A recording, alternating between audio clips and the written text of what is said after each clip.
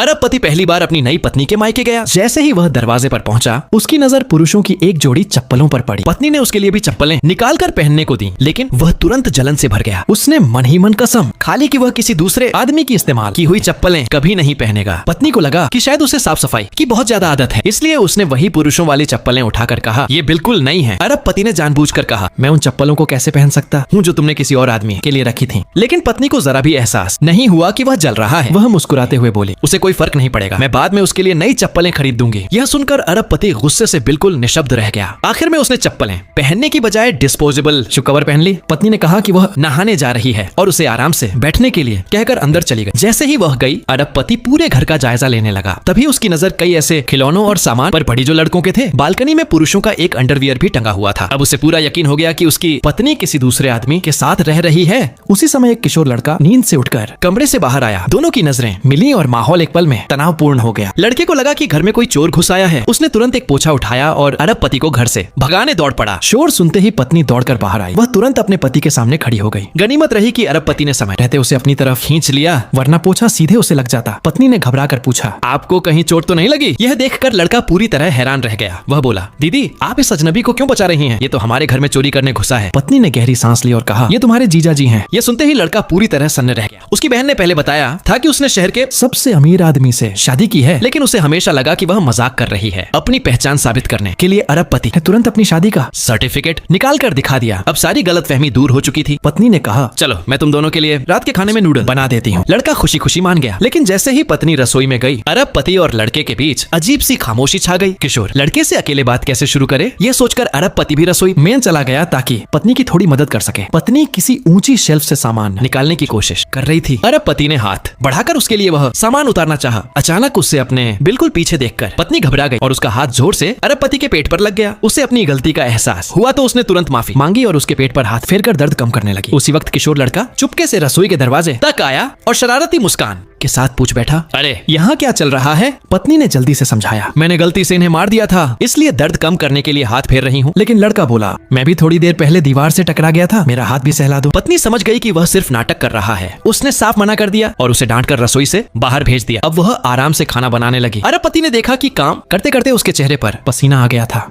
उसने एक गीला तौलिया उठाया और उसके चेहरे का पसीना पोंछने लगा। पत्नी को लगा कि वह सिर्फ उसके माथे और गर्दन का पसीना साफ करेगा, लेकिन अगले ही पल उसने तौलिया उसकी पीठ की तरफ बढ़ा दिया। यह देखकर पत्नी का पूरा शरीर एकदम से सिहर उठा।